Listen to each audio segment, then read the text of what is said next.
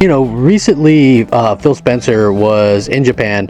He did the Tokyo Game Show, and that's something that Xbox has traditionally, not very fared well with, in terms of being able to get like Japanese support for the platform, and as well as to be able to sort of provide even gamers in the US. Like, there's gamers in the US who like Japanese content and want that kind of content on Xbox, and traditionally that content has not fared very well on Xbox, and they haven't done a really good job of kind of getting that on Xbox. So at the end of the day, Microsoft has to sort of figure out ways to make sure that every type of gamer has what they're looking for, and I think that that's sort of where we're at right now with Xbox. So Phil Spencer did this interview while over in Tokyo doing the Tokyo Game Show, and I felt it to be very interesting and sort of heartfelt, because again, at the end of the day, we sort of live at this weird sort of time where there is a little bit of a double standard for everything going on in gaming, and Xbox gets judged differently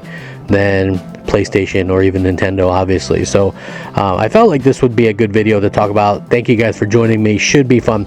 So there was an interview, obviously continue from last year, Xbox digital broadcast in Tokyo with the Tokyo Game Show.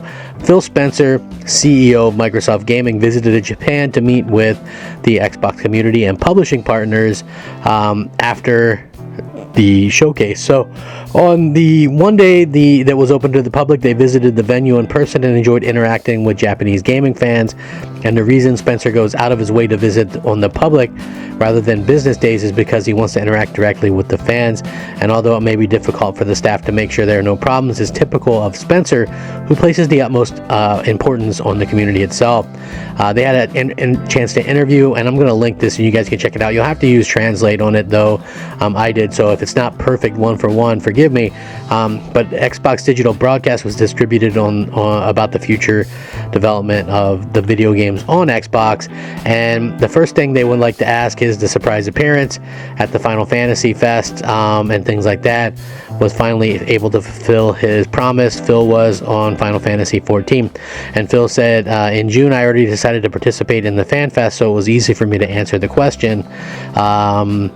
We already had, a business relationship with Square Enix, so all that had to be left was to secure the time and development man hours for the staff, and that was resolved, and he was able to announce it to the community.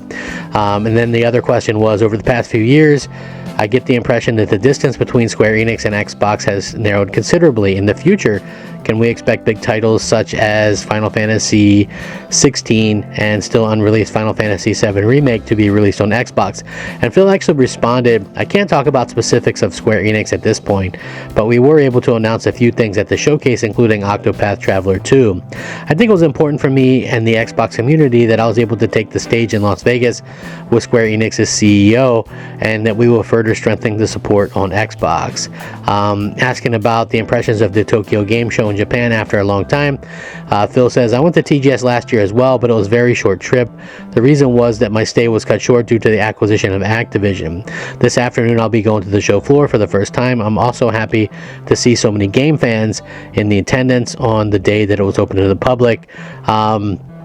So again, when asked about the difference between the Western and Eastern communities, Xbox fans in Tokyo, Japan have a very high level of commitment. Although Xbox is small as a game console, it has a strong community, and I feel that they work together to maintain a high quality community. Phil mentioned Game Boy, PSP, and Nintendo Switch during the showcase. The common features that they are portable game consoles. Does this hint at Xbox expansion into the portable game consoles, or are they reading too much into it? And Phil says, there is no deep meaning in the hardware mentioned. However, today you carry your Xbox with you on devices like the Steam Deck and Asus Ally, which I find extremely useful. It also embodies the vision that Xbox Game Pass can be used on a variety of devices.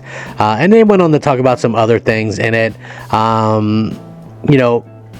It's one of those things that they ask him about, hey, is Hotel Barcelona Xbox exclusive? And he says, not really. I think that one of the things that you can look forward to, I think the most, is the fact that Phil answered this. So they asked Phil if they're going to create AAA titles from Japan like Lost Odyssey and Blue Dragon, which again, Lost Odyssey and Blue Dragon were very good Xbox 360 games. Xbox 360 tried incredibly hard to be successful in Japan, and it failed, but you know, at the end of the day, they did learn some things, and they had some quality titles that were, you know, of that kind of area that they needed to kind of put out, and they kind of stopped that with the Xbox One.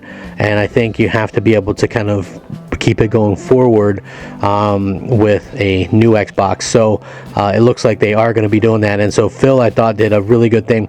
Asked if they're going to create AAA titles like that. He says you can count on it. In fact, last year we launched Hi-Fi Rush. It was a small title, not as big as Blue Dragon, but it was high quality. Japanese game creators are also within Microsoft Game Studios, and while some titles have yet to be announced, we are also working with Japanese manufacturers to develop new games. The development environment is growing, including first party and third party, so we can expect to see more Japanese titles in the future. So again, they are working on multiple things. It came out that they're doing Ghostwire Tokyo 2, which I am very thankful for, because I know there might not be a lot of love out there for Ghostwire Tokyo. I would have never really thought to buy this game, right? I'm just being honest. I would have never ever thought to buy this game, but the fact that it was on Game Pass means that I did, and man, do I love this game. It was such a great experience, such a wild ride, a really good story, really fun, played great, you know, and I'm super thankful for that. I love the fact that they have this game. Hi-Fi Rush.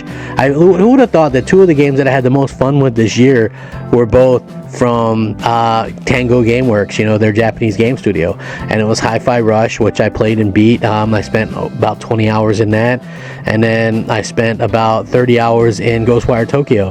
Now, obviously, the future of that looks good. I can't wait. You know, hopefully they can have a sequel out faster.